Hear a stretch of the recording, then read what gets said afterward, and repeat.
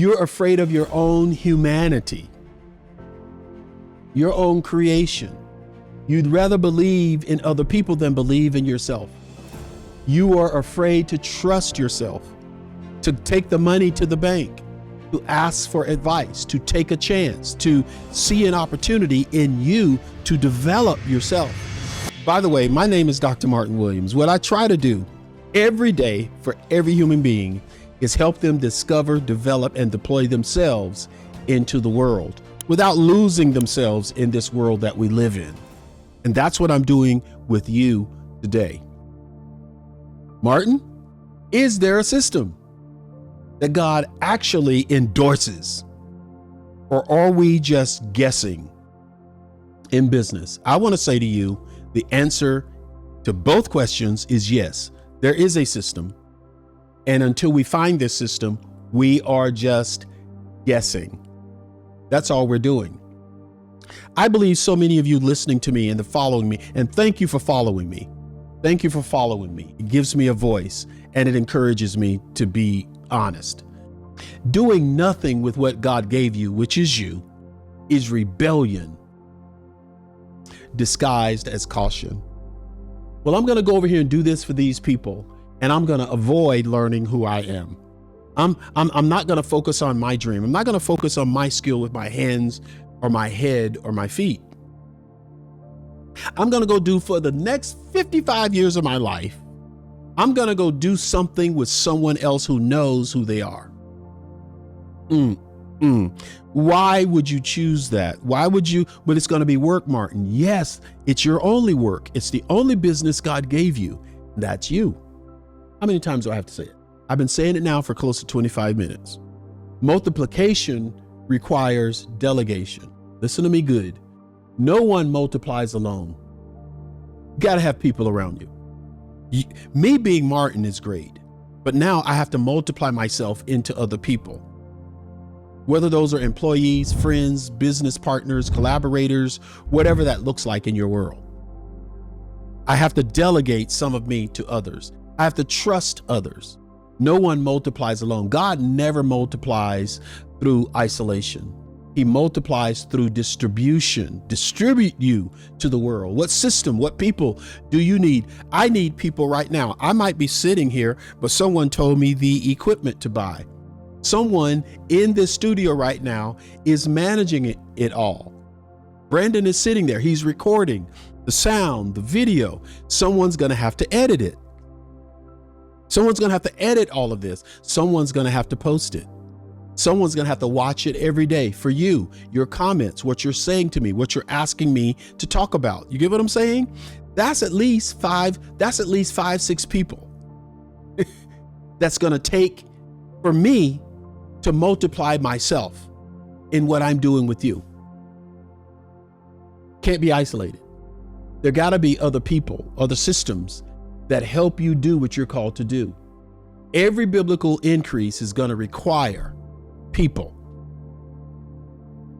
You're going to have to learn how to deal with people. You want people who are doing the same thing you're doing. It's just in another thing. It's just in another way. The media people who are helping me, they may not be speaking. You may never see them. They may run their own media programs, but a lot of them do not. They're just managing mine. Got to have people. They got to have roles that they play so that they know. They got to also know what they're responsible for. I'm responsible for studying and talking on this set, but they got to know what their responsibilities are. And you got to trust them and they got to trust you. You get what I'm saying? This is the business. You're the business, but you need other people to do these things I just listed. They need to trust you. They need to feel comfortable being delegated things from you. Delegation is not lost control. Delegation is proof of leadership maturity. Immature people cannot trust other people. Why? Because they do not trust themselves. So if you can't trust others with your growth, God won't trust you with increase. You got to grow you. You got to stop ignoring the person you see in the mirror. That person is the business. It's got to be the 10th time I've said that. You are the business. Make you your business. And then the right business idea, the right bucket, the right system will come to you. Increase without accountability leads to corruption. Accountability protects multiplication. Businesses fail without accountability. Ministries collapse without accountability. Families lose wealth because of lack of accountability. Everything revolves on being held accountable. So it's not because of lack that things happen, but it's because there's no reporting system. There's no way we can tell what happened, where it happened, so we can avoid it next time. God multiplies what he can measure. Can he measure you? Can he measure me? Can he measure each one of us?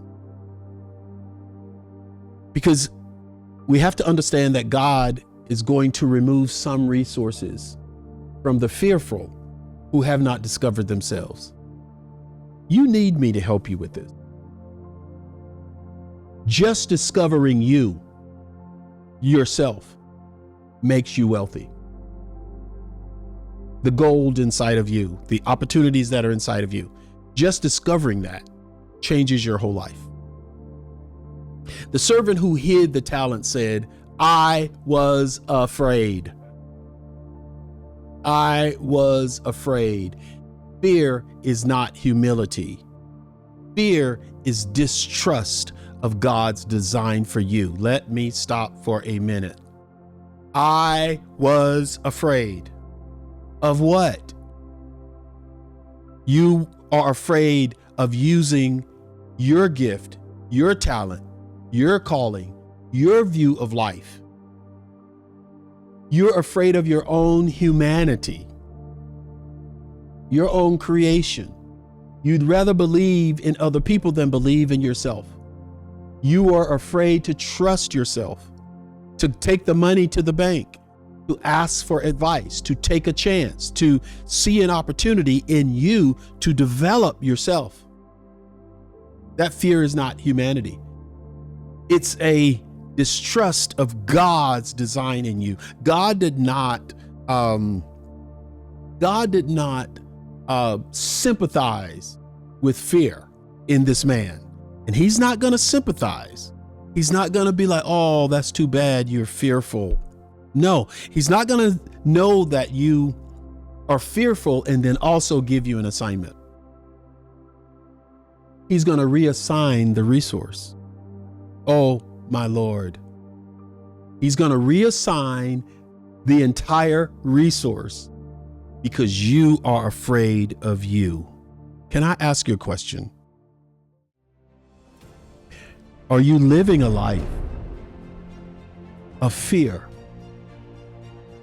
Not fear of other people, but fear of discovering you. Are you living that life where you believe in everybody else around you except yourself? You'll never be fruitful if you're afraid of your own shadow, afraid of your own ideas, afraid of your view of life, afraid of your thinking, afraid of your opportunities. But it's not just that, my friend.